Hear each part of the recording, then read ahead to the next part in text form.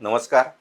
आपलं महानगर, आपल्या बातम्या, आतल्या बातम्या या सेगमेंटखाली दररोज आपण एक नवीन विषय घेऊन येत असतो. 1 जानेवारीपासून हे आपण नवीन जे सदर सुरू केलं किंवा नवीन जो व्हिडिओ आपण सुरू केलेला आहे. त्यामध्ये आज म्हणजे एकूण राज्यामध्ये ज्या 29 महापालिकेच्या निवडणुका होणार आहेत, त्या महापालिका निवडणुकींचा प्रचार आज संध्याकाळी 5 वाजता संपलेला आहे. आणि या एकूण प्रचारामध्ये सर्वांचे जे लक्ष आहे, 29 महापालिकांपेक्षा सर्वांचं लक्ष मुंबई महापालिकेवर आहे, म्हणजे ज्याला आपण BMC म्हणतो. त्या BMCची नक्की परिस्थिती काय आहे? म्हणजे प्रचार आज संपला आणि आता या BMCमध्ये काय नक्की होऊ शकतं? तर आपलं जे ऑब्झर्वेशन आहे, की आपण संपूर्ण ज्यावेळी मुंबई फिरतो, राजकीय नेत्यांच्या प्रतिक्रिया घेतो, त्यांच्या मुलाखती घेतो, पब्लिक ओपिनियन घेतो, महापालिकेच्या अधिकाऱ्यांशी बोलतो, त्यावेळी एक लक्षात येतं, की ह्या एकूण प्रचारातून मुंबईत काँग्रेस वंचित आणि राष्ट्रवादी बेघर अशी परिस्थिती आहे. म्हणूनच या व्हिडिओचं टायटलसुद्धा आपण तेच दिलं आहे, मुंबईत काँग्रेस वंचित आणि राष्ट्रवादी बेघर.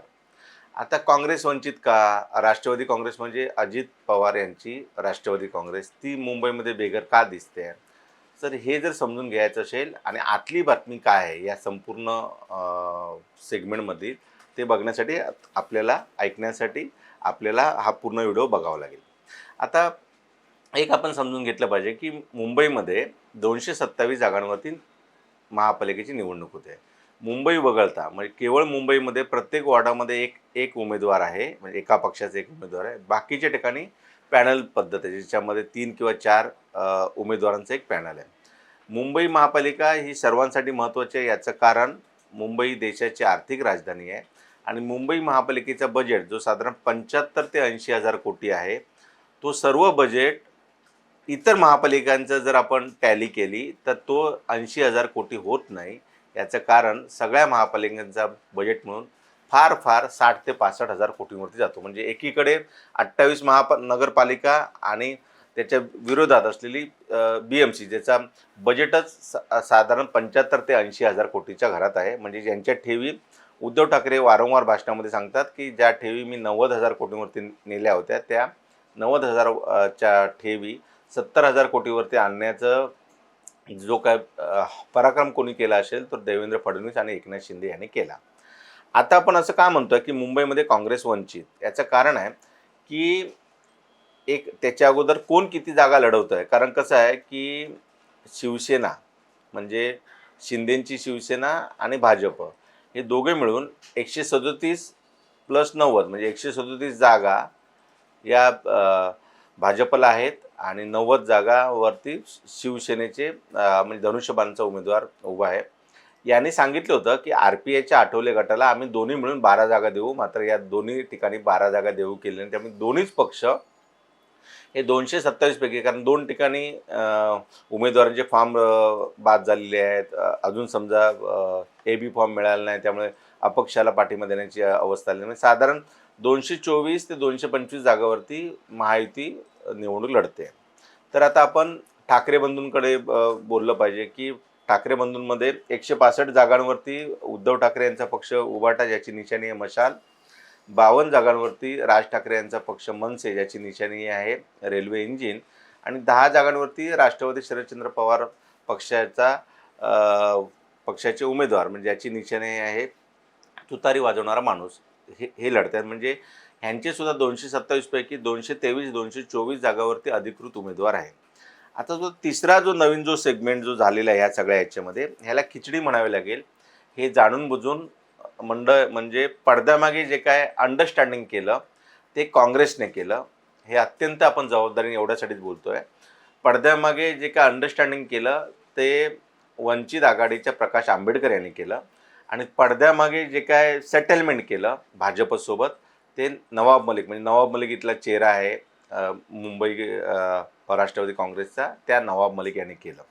हे आपण का म्हणतोय, तर त्यासाठी थोडी पार्श्वभूमी आपण समजून घेतली पाहिजे, की नवाब मलिक यांचा राष्ट्रवादी काँग्रेस पक्ष, ज्याची निशाणी आहे घड्याळ, ज्याचे मुख्य नेते आहेत अजित पवार, हे मुंबईमध्ये 94 जागा लढवत आहेत.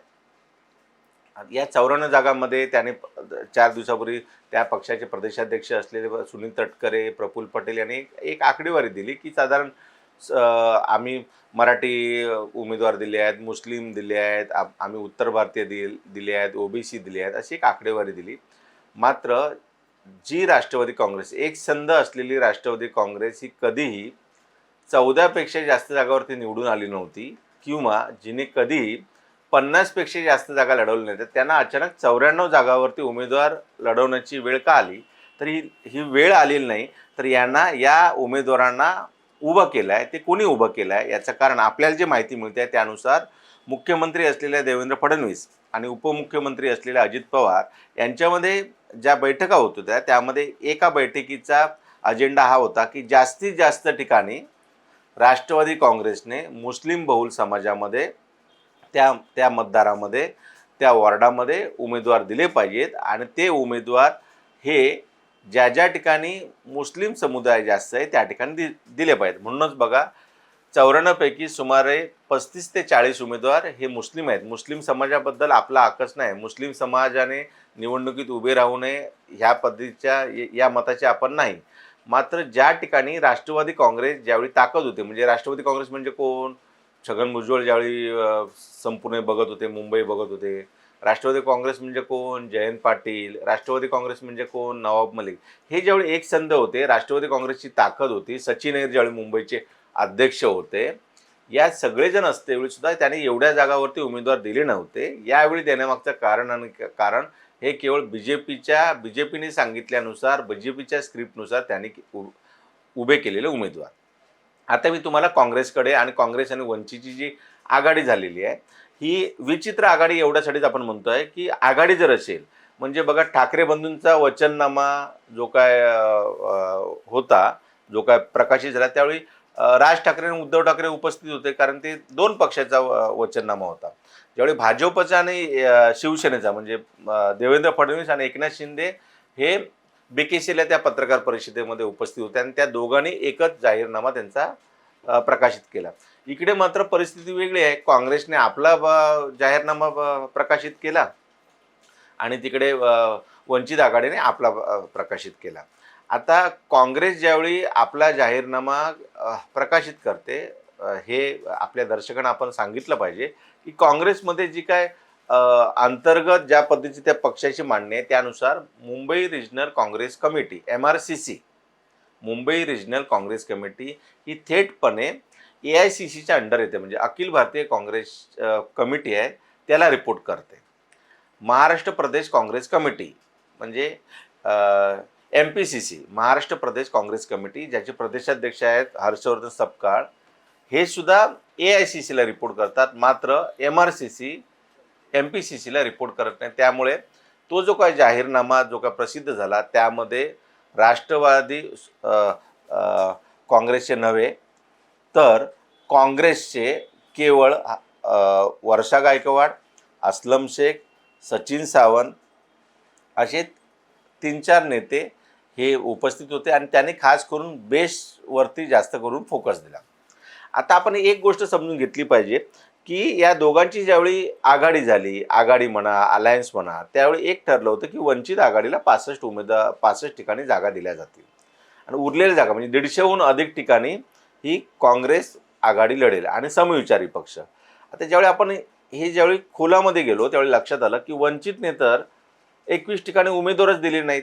सुरुवात म्हणजे उमेदवारी भरण्याचा जो शेवटचा दिवस होता 30 डिसेंबर, उमेदवारी वेळ गेल्यानंतर त्यांनी सांगितलं काँग्रेसला की या ठिकाणी आम्हाला उमेदवार मिळालेले नाही. याचा अर्थ काय होतो की वंचितने सुद्धा सेटिंग केली, वंचितने सुद्धा छुपी हात मिळवणी केली. म्हणजे असं होतं का? म्हणजे प्रकाश आंबेडकर सारखा नेता ज्यावेळी म्हणतो की पूर्ण राज्यभरात जो काय जी काय विचारधारा आहे, म्हणजे भाजपला किंवा RSSला विरोध करण्याची जी काही विचारधारा आहे ती खरी विचारधारा जर कुठली असेल तर ती वंचित बहुजन आघाडी आहे. या पक्षाचं सुरुवातीचं नाव, अगोदरचं नाव हे भारिप होतं, भारिप बहुजन महासंघ. आता असं असताना 65 उमेदवार, 227 पैकी 65 उमेदवार जर तुम्हाला मिळत नसतील तर तुम्ही योग्य वेळी सांगितलं पाहिजे काँग्रेसला. आणि काँग्रेसने सुद्धा, काँग्रेस एवढी गाफील कशी काय राहू शकते? म्हणजे काँग्रेसला हे आपण का म्हणतोय, तर काँग्रेसला मनसे, ज्या मनसेला विरोध वर्षा गायकवाड यांनी केला, ज्या मनसेला विरोध अस्लम शेख यांनी केला, ज्या मनसेला विरोध अमीन पटेल यांनी केला, हे 3 आणि एक आहेत आमदार, त्या म्हणजे वर्षा गायकवाड यांच्या बहिणी बहीण डॉक्टर ज्योती गायकवाड, म्हणजे 3 आमदार आहेत. या तिघांनी पण मनसेला विरोध केला. मात्र तीच मनसे जी अस्पृश्य असते मुंबईमध्ये, काँग्रेसला वाटतं की उत्तर प्रदेशमध्ये ज्या आगामी निवडणुका ज्या होऊ घातलेल्या आहेत त्यामध्ये त्याचा फटका बसू शकतो. नाहीतर काँग्रेसला फटका प्रत्येक निवडणुकीत बसतोय. असा काय साक्षात्कार झाला वर्षा गायकवाड यांना? काँग्रेसला फटका बिहारमध्ये बसला, काँग्रेसला फटका ज्या ज्या राज्यामध्ये काँग्रेसचे जे लोकल नेते आहेत त्यांना बाजूला सरून ज्यावेळी अंडरस्टँडिंग केलं गेलं, तिकीट विकले गेले, उमेदवार विकले गेले, जागा विकल्या गेल्या, त्या ठिकाणी काँग्रेसचा पराभव झाला. मुंबईमध्ये हे आपण का म्हणतोय, एक गोष्ट आपण समजून घेतली पाहिजे की मुंबईमध्ये जर काँग्रेसला मनसेचा विरोध होता तर काँग्रेसची एक कॉन्क्रीट भूमिका हवी ना, की जर आमचा विरोध मुंबईत आहे तर नाशिकमध्ये नाही. काँग्रेससोबत मनसे जी काय आघाडी केलेली आहे शिवसेनेसोबत तिकडे आहे पुण्यामध्ये. मग मुंबईमध्ये असं काय घडलं, तर मुंबईमध्ये ज्या गोष्टी आपल्या कानावर येतात किंवा ज्या पद्धतीचं डीलिंग झालं आहे, ज्या पद्धतीचं अंडरस्टँडिंग झालं आहे, ते हेच होतं की अस्लम शेखच्या जे आमदार आहेत त्यांच्या विरोधात अनेक केसेस आहेत. अस्लम शेख यांचा ज्यावेळी ते सरकारमध्ये असलेला भ्रष्टाचार माहिती आहेत. वर्षा गायकवाड यांना ज्या पद्धतीने भाजपने मॅनेज केलं, हे मॅनेज आपण नाही म्हणत आहोत, याचं कारण काँग्रेसचेच कार्यकर्ते म्हणतायत की तिकीट विकल्या गेल्या, योग्य ठिकाणी योग्य उमेदवार दिला नाही. तर नवाब मलिक सारखे जे नेते आहेत त्यांनाही माहीत आहे. ते सुरुवातीच्या काळामध्ये ज्यावेळी त्यांना या सगळ्या ह्याच्यामध्ये, म्हणजे भाजपचे सुद्धा बघा किती नौटंकी आहे. भाजपची नौटंकी काय की नवाब मलिक यांच्यासोबत जर नवाब मलिक राष्ट्रवादी काँग्रेसची बोलणी करणार असेल तर आम्ही त्यांच्यासोबत जाणार नाही. पण तेच नवाब मलिक, तेच अजितदादा तुमच्यासोबत सत्तेत आहेत, त्यावेळी हे सांगण्याची डेअरिंग ना अमित साटम दाखवत ना आशिष शेलार. म्हणजे स्क्रिप्टेड होतं हे सगळ्या गोष्टी. आणि भाजपच्या सूचनेनुसारच, भाजपच्या सांगण्यानुसारच नवाब मलिक किंवा राष्ट्रवादी काँग्रेसने 94हून अधिक उमेदवार दिले. हे जिंकण्यासाठी दिलेत का? काही लोक बघा जिंकण्यासाठी, दुसऱ्याला मदत करण्यासाठी काम करतात. त्यापैकी वर्षा गायकवाड आहे.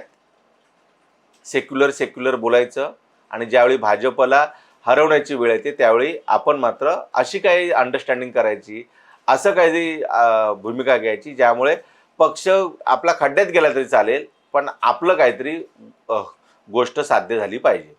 आता जे प्रकाश आंबेडकर कायम दलित, शोषित, कामगार, हमाल, मजूर यांच्यासाठी भांडत असतात, त्यांचे जर तुम्ही उमेदवार जर आपण बघितलं तर ते गरीबच आहेत. मात्र त्यांनी ज्या जागा काँग्रेसकडून घेतल्या, म्हणजे काँग्रेसने पडीक जागा दिल्या असं वंचितचं म्हणणं आहे. काँग्रेस म्हणताय की आमच्यासोबत त्यांचा नीट डायलॉग झालाच नाही, नाहीतर 21 जागा किंवा नंतर शेवटच्या क्षणी ज्या काय 17 जागा ह्या वॅकंट राहिल्या नसत्या. म्हणजे त्या जागेवरती ना काँग्रेसचा उमेदवार आहे ना वंचितचा आहे. हे सेटिंग नाही तर काय आहे? म्हणजे एवढ्या राजकारणामध्ये जर एवढ्या सगळ्या गोष्टी, म्हणजे तिकीट मिळण्यासाठी म्हणजे फॉर्म गिळले जातात, भोसकाभोसकी होते. सोलापूरमध्ये एका मनसेच्या शहर अध्यक्षाची हत्या झाली. हे एवढं तिकीट मिळवण्यासाठी होतं. मग एखाद्या वॉर्डामध्ये काँग्रेस किंवा वंचित उमेदवारच देत नाही, याला काय म्हणावं? याला सेटिंग नाही तर काय म्हणावं?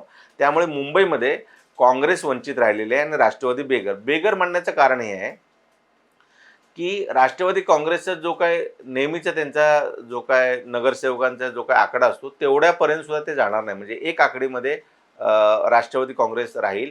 मात्र ते किती ठिकाणी भाजपला मदत करतात किंवा किती ठिकाणी ते ठाकरे बंधूंचे उमेदवार पाडतात, यावरती त्यांचा पॉलिटिकल स्कोर विचारात घेतला जाणार आहे. याचं कारण हे आहे की जर 227 पैकी 114 जागांवरती जो जिंकून येईल त्या पक्षाचा महापौर होईल.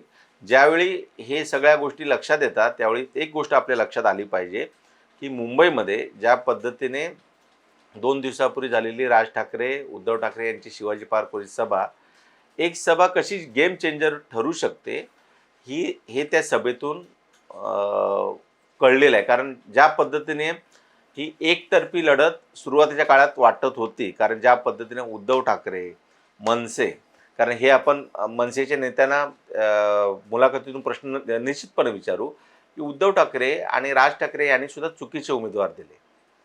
उद्धव ठाकरे, राज ठाकरे यांनी सुद्धा नीट विनिंग फॅक्टर न बघता त्यांनी आपले सगळे सोयरे, आपल्या जवळचे, नेहमी उठबस करणारे अशा उमेदवारांना तिकीट दिली. आता हे सगळं तिकीट वाटप झालं. तिकीट वाटपानंतर प्रचार सुरू झाला. त्या प्रचारामध्ये सुरुवातीच्या काळामध्ये उद्धव ठाकरे, राज ठाकरे कुठे दिसत नव्हते. त्यामुळे त्यांनी एक प्रकारे भाजपला मुंबई आनंद दिली आहे का, म्हणजे राज ठाकरेंनी तरी. मात्र राज ठाकरेंची ती ऐतिहासिक जी काही सभा झाली, ज्यामध्ये त्यांनी देशभरामध्ये, राज्यामध्ये आणि मुंबईमध्ये MMR रिजनमध्ये अदानीसारख्या एका उद्योग समूह हा कशा प्रकारे वाढतो आहे की मागील 10 वर्षात त्याचा उत्कर्ष हे सगळं डोळं दिपवणारं होतं. आणि या सगळ्याचा परिपाक हा होतो की ती जी सभा आहे त्या सभेनंतर मुंबईतील वातावरण पलटू शकेल का, मुंबईतला मराठी माणूस या सगळ्यावरती विचार करू शकेल का, मराठी माणसाची एकजूट होईल का, हे अनेक प्रश्न निर्माण झाले आहेत. मात्र एवढं मात्र निश्चित आहे की भाजपला जिंकवण्यासाठी काँग्रेस, म्हणजे ज्याचा चेहरा आहे मुंबईमध्ये वर्षा गायकवाड, वंचित आघाडी ज्याचा एकूण चेहरा आहे प्रकाश आंबेडकर, आणि राष्ट्रवादी काँग्रेस ज्याचा चेहरा आहे नवाब मलिक, हे तिघंही जोमाने कामाला लागलेले आहेत. याचं कारण ज्या ठिकाणी ताकद नाही त्या ठिकाणी सुद्धा उमेदवार दिले आहेत, ज्या ठिकाणी ताकद आहे त्या ठिकाणी उमेदवारी फॉर्म भरला नाही, ज्या ठिकाणी तुल्यबळ उमेदवार पाहिजे त्या ठिकाणी आपल्या जवळच्या लोकांना तिकीट दिलं आहे. हे आरोप, तिकीट विकल्याचे आरोप हे काँग्रेसमध्ये झाले, हे वंचितचे दबक्या आवाजामध्ये कार्यकर्ते बोलत आहेत. याचं कारण आहे की वंचित आघाडी किंवा रामदास आठवले यांचा RPI हा पक्ष, म्हणजे जे रामदास आठवलेंना एकही जागा महायुतीमध्ये दिली नाही, मात्र केवळ केंद्रीय राज्यमंत्रीपद मला पुन्हा मिळावं, माझी खासदारकी अबाधित राहिली पाहिजे, यासाठी रामदास आठवले हे त्यांच्या व्यासपीठावरती ज्या पद्धतीने उपस्थित दाखवतात ते पाहता किती म्हणजे खालच्या तळाला राजकारण गेलं आहे हे बघावंसं संपूर्ण चित्र आहे. याचं कारण आहे की रामदास आठवले, प्रकाश आंबेडकर हे जे दलित प्रेग्नंट आहे, अनेक जे काही छोटे छोटे गट आहे, हे जर एकत्रित आले तर त्यांची एक कन्सॉलिडेटेड ताकद आहे. ती कन्सॉलिडेटेड ताकद कुठल्या ना कुठल्या पक्षासोबत कायम नेण्याची जी काय परंपरा आहे ती रामदास आठवले यांनी याही वेळी अबाधित ठेवले आहे. म्हणूनच मी म्हणतोय की रामदास आठवले यांचा पक्ष, Athawale Republican party of India, कारण तो आठवले गटाचा आहे, त्यानंतर वंचित आघाडी, असे जे अनेक जे छोटे मोठे पक्ष आहेत त्यांनी सवतसुभा दाखवला काही ठिकाणी सांगितलं, काही ठिकाणी त्यांनी बोटचेपी धोरण स्वीकारलं. मात्र मुंबईत एवढं मात्र नक्की आहे की काँग्रेसने जे काय अंडरस्टँडिंग केलं आहे, म्हणजे काँग्रेस बघा मुंबईतली युती तोडण्यासाठी महाविकास आघाडीतल्या काँग्रेस बाहेर लढणं हे सांगण्यासाठी स्वतः चेन्नीताला 3 वेळा आले. म्हणजे चेन्नीताला यांना काँग्रेस पक्ष मुंबईत जिवंत राहायला पाहिजे याबद्दल काय पडलेलं. मात्र मनसे या आघाडीत असता का म्हणे, मनसे जर या आघाडीत जर आली, काँग्रेस आली, उद्धव ठाकरे आले, राष्ट्रवादी काँग्रेस आले, हे 4 पक्ष आले तर भाजपला मदत होणार नाही, तर एकनाथ शिंदेला मदत होणार नाही. हे गणित चेन्नीताला यांनी आखलं होतं, हे गणित वर्षा गायकवाड यांनी आखलं होतं. हे गणित म्हणजे अजित पवारांचा पक्षसुद्धा बघा ना की अजित पवार यांना महायुतीतून बाहेर काढलं. जे अजित पवार सत्तेमध्ये आहेत त्याने पुणे पिंपरी चिंचवडमध्ये वेगळं लढायला लावलं. असं असताना केवळ सत्तेसाठी हे सगळे एकत्र आले. एवढं मात्र नक्की आहे की मुंबईमध्ये BMCमध्ये काँग्रेस निश्चितपणे एक आपण आपल्या दर्शकांना एक गोष्ट आपण समजून सांगितली पाहिजे की काँग्रेसचा जो परंपरागत वोट बँक आहे ती काँग्रेससोबतच आहे. शेड्यूल कास्ट असतील, अल्पसंख्याक असतील, मुस्लिम समुदाय असेल. मात्र आता काल 2 दिवसापासून एक नवीन प्रचार जो मुंबईत ऐकायला मिळतो आहे तो हा आहे की काँग्रेस लढतच नाही आहे, काँग्रेस जिंकण्यासाठी निवडणूकच फाईट करत नाही, तर अशा काँग्रेसला आपण का मतं द्यावी, असा प्रकारचा मतप्रवाह हा मुस्लिम बहुल समाजामध्ये आहे, मुस्लिम पॉकेट्समध्ये आहे. त्यामुळे काँग्रेसचे प्रत्येक वेळी 30 ते 40 त्यांचे नगरसेवक निवडून येत असतात.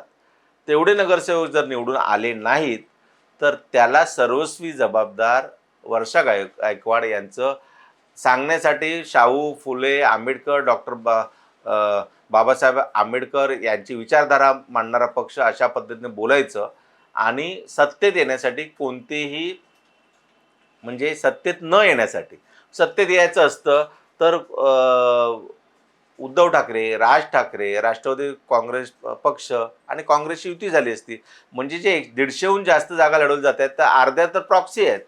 अर्ध्या ज्या ठिकाणी आहेत उमेदवार, त्या ठिकाणी त्यांचे डिपॉझिटसुद्धा राहणार नाही. म्हणजे डिपॉझिट गोलवेल अशी परिस्थिती आहे. अशी परिस्थिती असतेवेळी काँग्रेसने हे असं चुकीचा निर्णय, हा चुकीचाच निर्णय आहे. कारण तुम्ही कुठेच सत्तेमध्ये नाही आहेत. ना केंद्रामध्ये आहात, ना राज्यामध्ये आहेत.